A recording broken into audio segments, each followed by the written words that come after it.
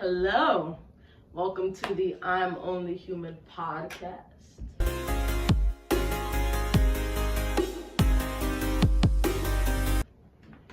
I am Africa. And I'm Busaran. This is the fourth episode posted. Yes. And obviously today we're, as you see by the title, we're talking about grief. Okay.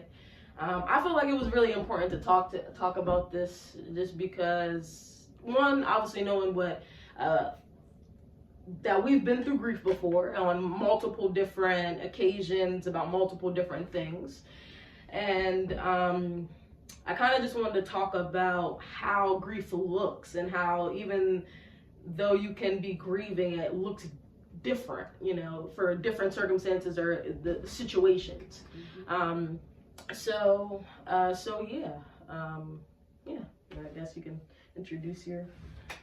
So, my voice is a little bit raspy, so I apologize in advance. But I will say that when it comes to grief, there are so many different things that we can grieve. The loss of a loved one, the loss of a job, the loss of addiction, the loss of things not going our way, feeling like we don't have control over a situation. So there's so many different things that we can grieve. And it's important that we are able to take a look at how the process looks for all of us, because there's no manual on how to grieve. So I can't sit here and tell you, you only have a few days or X amount of time to go through this process and then you're over it. Right. However, we know that there are certain cultures that do say, hey, there's a time limit on this, you only have a certain amount of time, and then that's it, we can't talk about it anymore. Or you have to be over that and you have to move on. But the thing of it is, when I avoid how it is that I feel, I am kind of invalidating. I'm overlooking, I'm abandoning how it is that I really feel, all because I'm in a hurry to get nowhere fast, right? Okay. So what is it that I'm trying to escape and why? And oftentimes too, we don't want to go through the grieving process because it's painful. It's hard for us to embrace change. And not everybody, a lot of people know that change is not always the best thing to embrace. There's always the unknown, so fear of the unknown. What's going to happen when this takes place? Or what's going to happen when this particular thing is no longer, when this is no more, and so on and so on. Yeah, that is 100%. I think that's a perfect way to start off in terms of just giving all the ways that people look at grief and that type of thing. I wanted to specifically talk about my first kind of time where I felt grief, I would say. I know that, and I don't know if any of you watching, I know that YouTube didn't see our second episode, which this is really our fifth episode. Our second episode didn't record the right way, so we weren't able to actually post it on YouTube, but we had talked about mental health. And obviously, suicide had came up in that, and so on and so forth. I was talking about my twin brother that I had, my twin brother, that ended up passing away. And that's really the first time that I felt grief. And really, when I can describe grief in terms of like how it felt like my world was just like turned upside down. Like it felt like it was just a complete shock. Like it was just like, wait, what is real? What are we do? Like, what is going on? And I didn't really know what was happening. So me as a person that wasn't in tune with their emotions and, really just kept things inside and so on and so forth, that eventually turned into depression after going through this traumatic life event. And so when that happened, I didn't really understand what was happening and why it was happening and why I felt the way that I did, why like all my motivation was gone. And it was just like, I didn't want to do anything and so on and so forth. And I was really just like I said, I looked at life completely different. Like I really saw life in a completely different way. And that was until I ended up getting therapy, and, you know, I started talking, but not really much, because like I said, I've never really been comfortable like telling someone all my business and so on and so forth. But that's really where I realized that, and still to this day, I don't feel like I've completely healed from that situation. So though I got out of that depressive state, and after the depressive state, it was more so, I think they call it just acceptance, like, okay, you know, this person is gone, and, you know, kind of trying to move through that, and so on and so forth, just all the different stages of grief that we have. I felt all of them, but it didn't go exactly how the wheel is. It wasn't in the same order, right? It was in a completely different order, and it would change, you know, it would change, you know, a lot of times it would change the order that it was in. And for me, you know, obviously, you know, going to a therapist and they're like, this is the wheel of grief, and this is how you grieve, and, you know, these are the things. I'm just like, well, I'm all the way here, and then I'm all the way here, and then I'm all the way here. And, you know, that's normal. That's normal. Like she said, that it can look different. You know, it can look different. Grief can look different in ways, but I was all over the place. It just felt like one day I was in one part of the wheel, the next day I was in the other part, but I was never in the wheel of acceptance. It just seems like I was never accepting the fact. I could never speak in past tense. I could never speak in, it was always just like, when I would talk about him, it was like in present tense, and then I'm like, oh, well, I can't really do that. Like all those things kind of just going through my mind and my brain.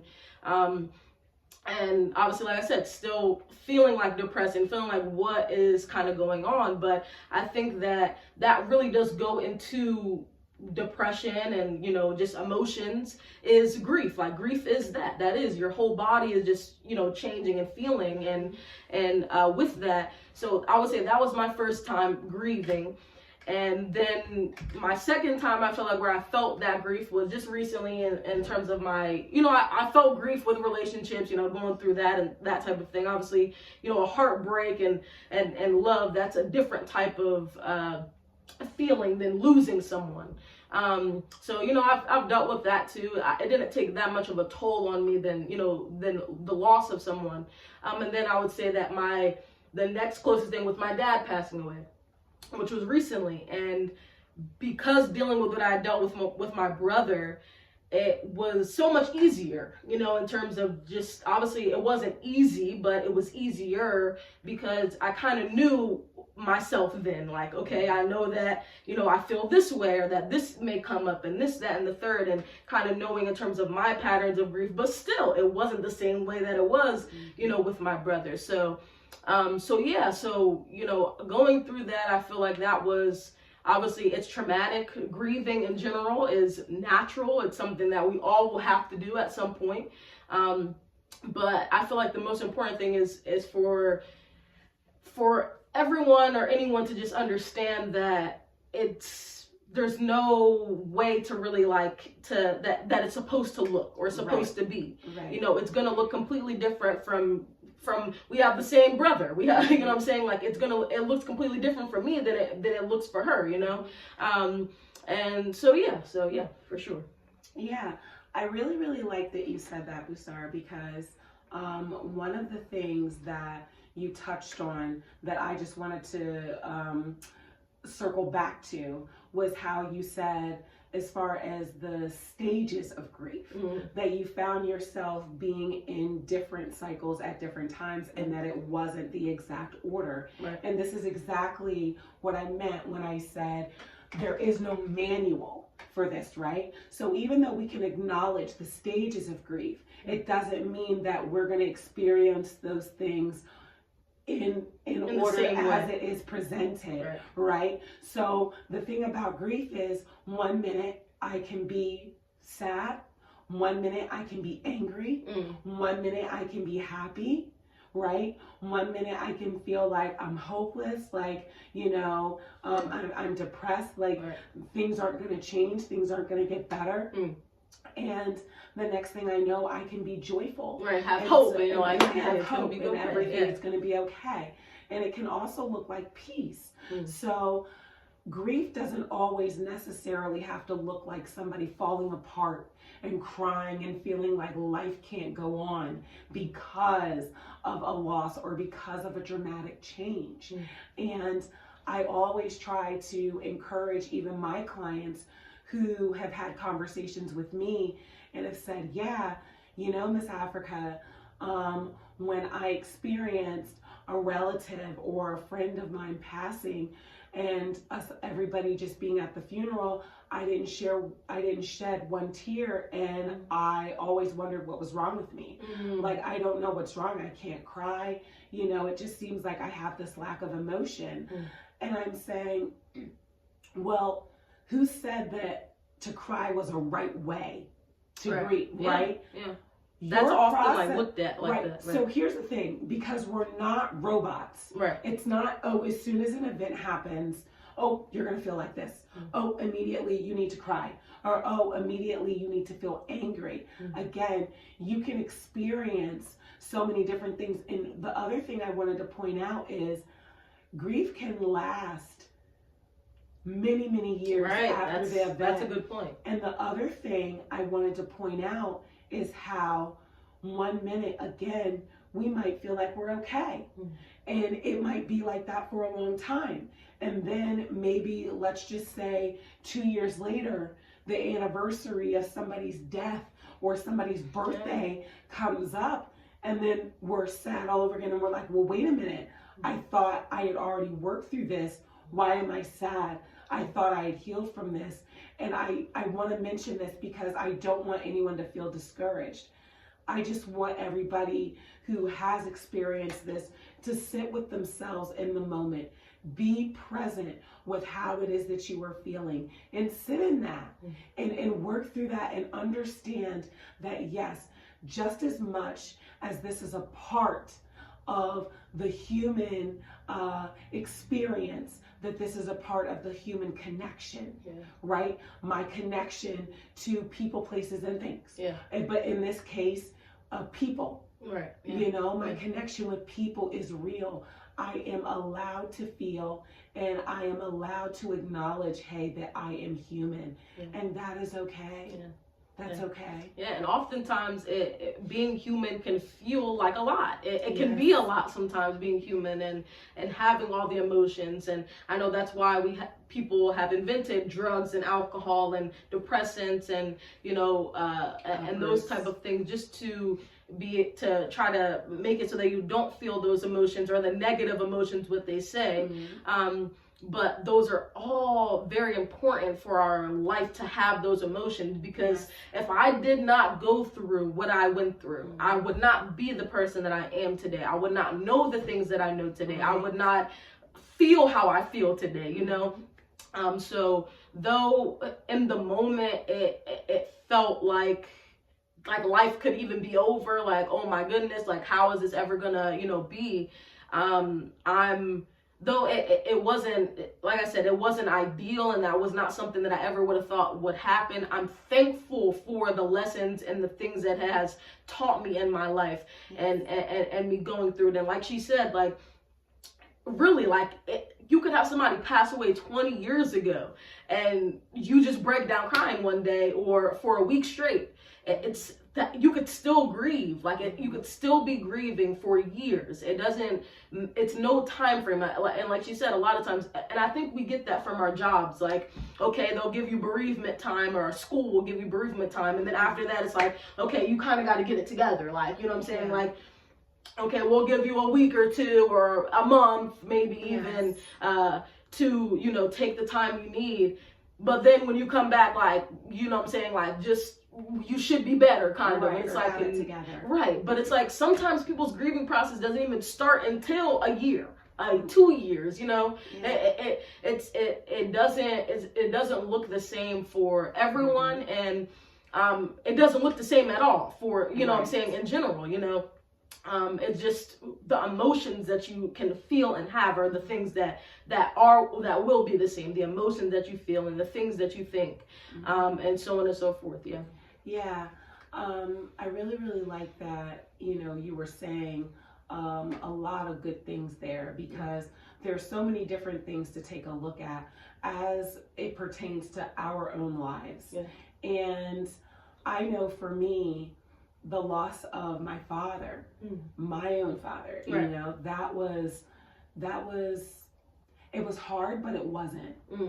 And the way that I was raised, my father was much older. So my father was born in 1931, right? So he died when he was 87. So that was what, 2018? Okay. Yeah, February 2018. So one of the things that my father taught me and my two brothers was to understand that life and death are one and the same. And again, you know, whatever it is that you believe about life and death, those are the things that you believe. So I'm just going to keep it on me. Right? I'm going to keep it on me. So he was saying that in life, everything has its opposite in order for there to be balance. So if I have hot, I must have cold. If I have fast, I must have slow. If I have good, I must have bad, right? If I have a life, I must have death. And to understand that those things show up for each other, bringing the balance in the world. And so if I understand life, then hopefully I get to a place where I understand death, because I understand that where there is an end, that there is a beginning. And that's, it's a cycle, right? It's a cycle of life. And so one of the things that I always appreciated about what my father was saying was that, hey, you know, as far as my understanding, the spiritual realm is our first home. Correct? The spiritual realm is our first home. Excuse me. So with that being said, even though I might be absent in the physical sense, I am present in the spiritual sense. And so I never really left you. We never really left each other. It's just that human beings, we're so used to operating in the flesh that is what we know. That is what we've been accustomed to. So I wish I had the lyrics, but there's a gospel song, and in the gospel song, they're saying, you are a supernatural being having a physical experience. So when I look at that, I see, okay, these are just vessels. We're just vehicles. We're all just passing through here. Right. And so that ultimately, this is just a part of the assignment. And whatever it is that I learned while I was here, that's what I will take with me moving forward. But even so, even when I am no more, my job still isn't done, because there's still going to be things for me to learn that are light years ahead of me. Yes, absolutely. Yes. I believe I can understand how that can help you. Him teaching you that can made it so that it's easier for you. And I know that those of you watching may feel something different in terms of what happens after, you know, life or after death. I'm sorry, and life and death. You know, but you know, that's for you as well. It's the same. It's the same. You know, whatever it is that you feel. I know that oftentimes, even if you know or believe that, you know, that someone that does pass away is still in the spiritual realm, that just not having them by your side, I know that that could still feel, you know, some type of way. And all those feelings are valid. You know, it's understandable. But just speaking in terms of the spiritual sense, you know, in terms of me, like, I know that I didn't grow up in the church or any of that. You know, I've always, you know, have been taught about ancestors and, you know, and the spiritual realm. But, you know, for me, when those things happen, when, you know, my traumatic events happen in my life for me to grieve, I kind of found myself distancing myself from the knowing. And even where it was a point, and I'm just being real and honest and transparent, I remember the day that I found out, you know, that my brother passed away, and the first thing out of my mouth was like, there's no way that God is real. That was literally the first thing out of my mouth. Said there's no way that God is real, because if he was real, this wouldn't have happened, you know. And I remember just driving home and just like just so angry, just like there's no way that there's no way, like if there was any chance of a God, today was, you know, was the showing that it's not. And so throughout that time, I was very much so just I feel like angry and just like, and even if I try to talk to God, I just find myself just sobbing and just like, no, like, what am I talking to the ceiling for? What am I, you know, what, like, just feeling that way, just very pessimistic and just very, just, you know, just not wanting to believe. Until I went through my grieving process, went through my depression, went through all of that, got up out of it, and like I said, started my self-love journey. And with that, I found myself connecting with my ancestors, the universe, God, whatever you call it. I found myself doing that. And that was something that fulfilled me. And it wasn't that I had to, you know, get on my knees and pray. It was just oftentimes I would sit on my phone, I would record myself, and I would just talk. I wouldn't, it didn't have to look a specific way, but I would just talk, and I would call on my brother, I would call on my father, I would call on God, I would call on my ancestors, and that is when I felt them. That's when I felt them. And I would go to the lake sometimes, and I would just talk, and every time I did it, I felt better. And so with that, and then just seeing how I got out of these situations and the things that I wanted in my life, how they happened, and me calling on and getting closer to my spirituality and God and the universe, and how everything in my life just kind of just showed me and just flowed in the way that it did. That's kind of what just made it make sense for me. And like you said, they're all opposites, you know. God didn't put us here, the universe didn't put us here. We were not put here just to stay here, you know. We were put here to evolve and to eventually pass, you know, and to go through. So I know that you guys probably always hear people say that, like, you know, it's just that's part of life. And though it is part of life, it doesn't mean that it's not hard. But also, when you're in that point where you're feeling like what the hell, like, you know what I'm saying, like, even with me, like I said, there's no way that, you know, this could be real or that this could happen. Know that when you sit in yourself and you allow yourself, you okay? Yeah, I'm sorry. No, you're good. I just want to make sure you're good. When you sit in yourself and you allow yourself to feel, you know, the things that you feel, and that you allow all those thoughts that you have even to just flow and for you to just, you know, let it out and not hold it in, I promise you'll see really what it's supposed to be. Yeah, and I really like what Busara was saying, because even with that, right, there's so many things to consider, because there have been so many different people who have said, even my clients that have spoken to me, oh, you know, when this happened, when I lost this person, it challenged my relationship with God. But I don't want to say this to discourage anybody, because I want there, you know, to be this understanding as much as possible. Yeah. But even if I find myself connecting to God, a higher power, and things seem to be looking up for me, or I feel like, hey, I have a relationship here, it doesn't mean that life is going to go my way. Just because I have a relationship with a higher power or with God, because that's not what the agreement is. The agreement is not, hey, if I have a relationship with you, God, then you're supposed to do and fulfill everything that I want. It's about a partnership, and it's really about understanding, like, because at the end of the day, we have choices for us to make. We have those choices, and no, we don't always know what the right thing is to do. And so when you even take a look at life, and you take a look at the choices that we have, then we have to ask ourselves, is this about perfection or is this about flaw, right? Okay. Because if it's about perfection, then I feel like that's an extreme.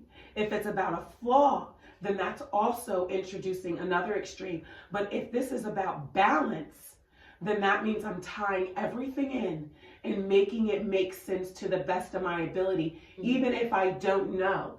I'm not always going to have the answers. And that's what a part of life is about. In moving through your life and embracing the journey.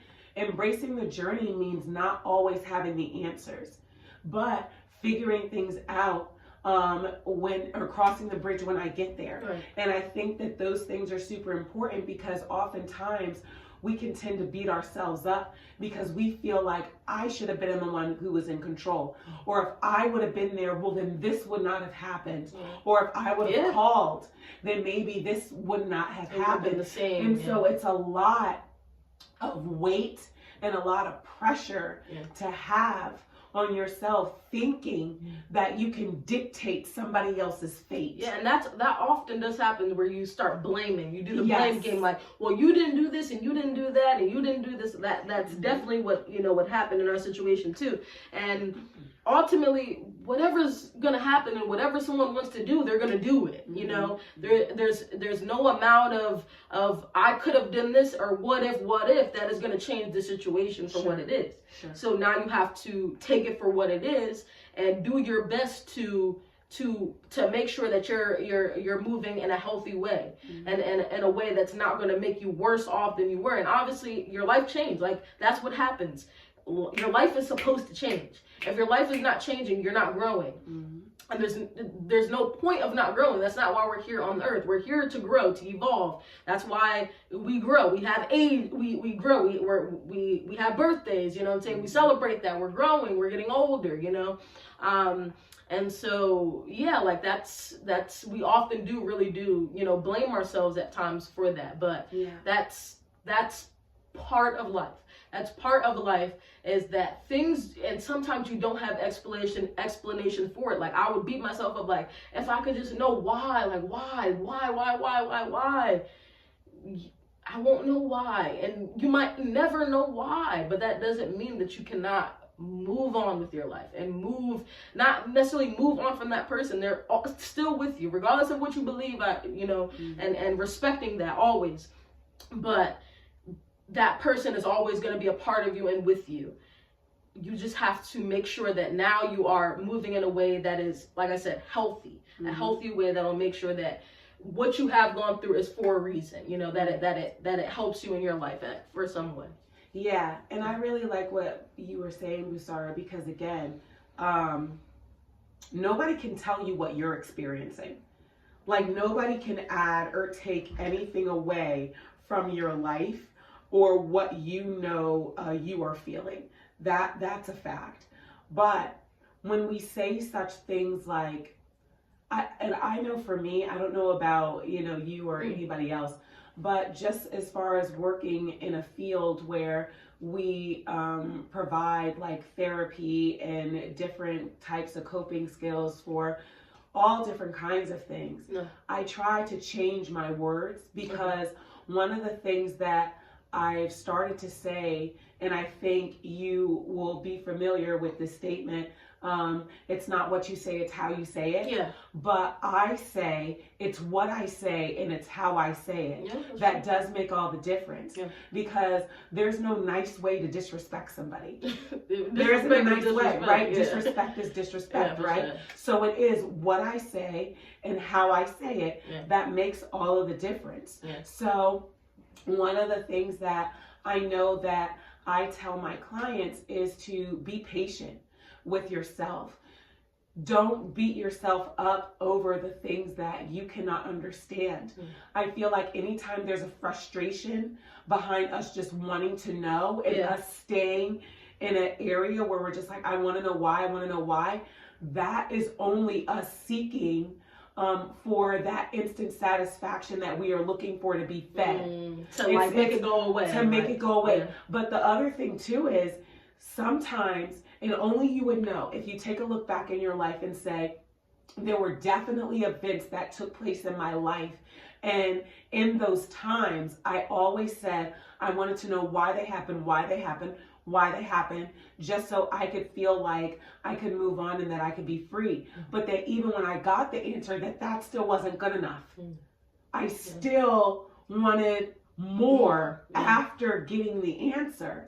And so I also want everyone to be encouraged and to understand that there is a way for you to get clarity, and there is a way for you to move forward, even if you don't get the answers that you feel like you need. 100%. You know, there's always a way. Where there's a will, there's a way, and that's 100% true. Yeah. And sometimes it might not be for us to know either, you know, and the knowing could be more detrimental than not knowing, even though knowing feels like, okay, like I can at least be at ease, but sometimes, like, things happen for a reason, you know, and even if you don't believe that, because I know some people don't believe that things happen for a reason, but you can always find a reason. If you really look at it, you can always find a reason for something, and for it.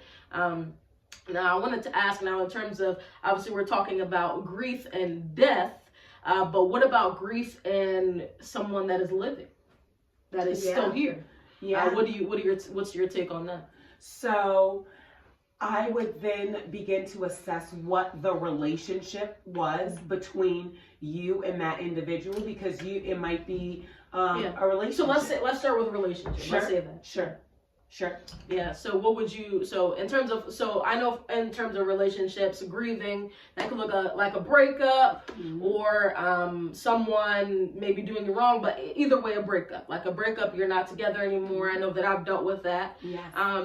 Where oftentimes I feel like not oftentimes, but sometimes it can be harder to be able to knowing that the person is still here, and that you're just not able to, you know, talk to them, or that they're kind of like, it's like they're gone but they're not, you know what I'm saying? Like it's like they're out your life, and you know that maybe something can be fixed or, you know, talked through, but it's just kind of like you have to let them go as if they actually did go, like, you know. So what would you say in terms of that, and how you feel about that? I really like that you said that, because remember how I was saying there's no manual to grieve. So even in this instance with relationships, one of the things that I feel like we do similarly in even other areas of grief that we do in relationships is we grieve the past, the present, and the future, because that person was once a part of our lives. Yeah. And so all of the memories that we have of the events that took place in the past, the audio tape is replayed, right? Or the scenes are replayed, the video is replayed. And so we tend to embrace those images every time they come back up for us, right? And the good, usually. And the good too, right? Yeah, usually. But then, then even in the present moment, we're thinking about what could happen in the next 5 minutes, in the next 24 hours, especially if I'm used to talking to that person every day, you know, then I can say, oh, what's going to happen, you know, later on today, or maybe we had plans. Maybe I could talk to them. Maybe I should reach out. Right. And then we've got the future, right? And now I have to grieve what could have been. Right. And that's what gets a lot of people. Right. And how things could have turned out, and what the future would have looked like if things would have stayed the same, and if these changes would not have taken place. And then also, you grieve yourself too. Yeah, and because how you were. Right, because you grieve the person that you were when you were in the relationship with that person. Or before them even. You know, if the relationship was so bad that you completely just lost yourself. Yes. You know. Yes. Absolutely. And those are all real things. And this is also one of the reasons why I want to tie back in really quick, something that I know we've talked about on our podcast before, and that is the self-love, self-care. When I love myself enough, my self-esteem and my self-confidence is in a place where I know that I can't be taken off of my foundation. I can't be taken away from my principles, my values, and my morals. And this is often one of the reasons why people lose themselves in relationships and they hit rock bottom. Because they had their identity placed in a relationship that was and then in their own minds what they thought it could have been. And now that that is no more, then they're sitting left with the pieces and how to try to make sense of everything, and then say, okay, well, now that that's gone, what does this mean? Or now that I no longer have that, then what does this mean? Now that I no longer have or look forward to the phone calls or spending time with this person physically, well, then what does this mean for me? And oftentimes people, they don't like to sit with themselves because they're afraid of what they might find. So it's a whole other part of the grieving process that they also tend to avoid when they don't want to sit with their own selves and work through the process. Yes, and that's the same with death, you know, with, grieving someone that is alive. If you don't sit in it, you're going to have to sit in it at a different time. But the only thing is that now you're carrying everything. I don't know if you guys you should have heard the song by Erykah Badu, Bag a Lady. But that's what she's talking about. You got all these bags, you got all this stuff that you just can't let go or won't let go because you're not taking the time to look through it. And to figure out what you need and what you can let go of, you know? And so that goes with everything. And like you said, this podcast should be named Self-Love at this point, because every time we have an episode, we literally talk about that is the key. That is the key. If you want to be able to get through anything, and if you want to be able to feel like a superhuman, which you are a superhuman, you have to love yourself. And once you get to that point where, regardless, and like we talked about last podcast in terms of the attachment styles, and you're in that secured attachment, you're secure with yourself. Once you do that, there's nothing that you cannot do. There's nothing that you cannot overcome. Regardless, if you're not in that, there's still nothing that you can't do or overcome, but it's going to feel a little harder. It's going to feel like you're pulling a little bit more teeth when you're still trying to figure out how to love yourself while still trying to dig through your bags and figure out what it is that you need to heal and so on and so forth. So, I feel like that's the first step, is just not acknowledging yourself, taking the time to sit in yourself and be grateful for yourself, that you have yourself, that you're always there for yourself, that anytime you need something, that you're there for you, and that you make sure that it happens for you. That you sit in that and know that if you have nobody, you have yourself, and be that person for yourself. If you have nobody, literally have yourself, like literally, make sure of that, and make sure that you're the best person that you could possibly have by your side, So what about in terms of grieving a friend or a family member that is still living? What do you feel in terms of that and how that is? Yeah, it's pretty much, along the same lines. Adapting to change, life without that person. What does this mean? What does this mean for me? Where is my life going? And how much time or how much did I put in to this person or this particular thing, to the point where I feel like maybe I can't go on, or that I can't really embrace the changes that are coming, or that maybe I feel like I'm doomed.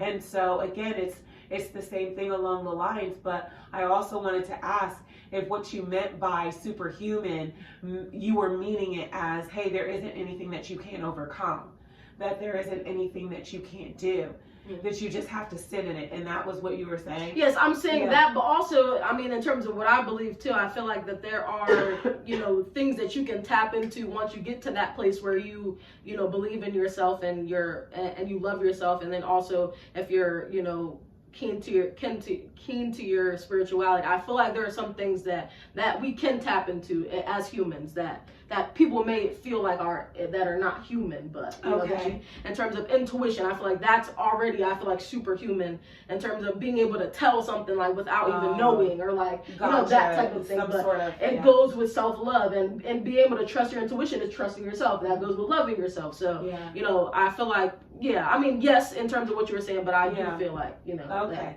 Gotcha. I see what you mean. There's so many different things, and we can just take a look at our own lives and just go through those things with a fine-tooth comb and start asking ourselves, okay, what does this mean? Where do I stand here? And what do I want things to look like moving forward? Or even if things don't go exactly the way that I want them to, I at least, want to work on certain things. I want to acknowledge my strengths and my weaknesses. And I think that that's a really, really big deal, because so many people do not know how to deal with grief, and they put substances in their body so that they can escape the feeling because they want to be numb. And it's temporary. My thing is, okay, we have the choice to do that. I wouldn't advise it. I wouldn't suggest it because it's harmful to you. But I also would say, if you want to live, you got to grieve. If you want to live, you have to grieve, because that's the only way that you're going to see it through. Constantly running and avoiding and closing the door, shutting the blinds, and turning the lights out, that's not going to help the situation, because that problem, it will still be there as soon as you wake up. It's behind the blinds with you. It's like, hey, we here. And open the blinds. We here still. You know? And then not only that, but it gets bigger and bigger over time. And it gets more difficult for us to deal with as time moves on. I know in society it's a thing that avoiding or suppressing or looking like something doesn't bother you is stronger than dealing with it. But if you really look at it, masking, if you really look at it, being able to deal with something and cry and let it out and scream and say everything that you feel and deal with the emotions and not try to push them away, that makes you stronger, because you're facing it head on. You're facing it head on. You're like, I don't know what's going to happen. I'm scared as hell. And this is not something I'm used to. But all I know is that on the other side, it's something that's going to make me the strongest person ever. Rather than, I don't know. I don't know this. I don't like this feeling. Like, bro. So let me just, all right, give me that bottle. Give me that. And now every week you're doing the same thing, because every week you're thinking about the same thing, and every week you're thinking about, that you just want to put it aside and all of that. And now you become an alcoholic, and now you become an addict, and so on and so forth, because you're just trying to push and suppress everything. Rather than that's not being strong. If I'm being honest, in my opinion. That's easy to be like, all right, no, I don't want to talk about it. I don't want to talk about it. I don't want to talk about it. Rather than, man, I don't know how I'm feeling. I don't even know what this is, but I'm going to try. I'm going to try. That's bravery. That's strength, And on the other side, what you get is healing, and what you get is being a stronger person because you went through it. But a lot of times in society, that's so common, and that's why we have liquor stores within a mile radius from each other, and you can go to a place and see 50 smoke shops and the same street, because that is something that is now programmed into us. Oh, just use this to not think about it. Just use this when you're stressed. Just use this.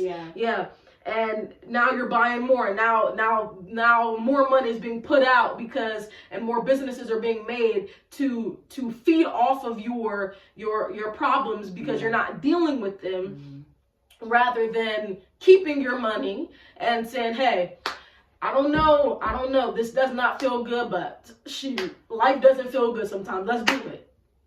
And, and seeing what happens on that end. So, yeah, absolutely. Yeah. I like that we're just bringing up all of these important facts, because again, it's not easy. And I think sometimes people, hear others speak and say, oh, that's easier said than done.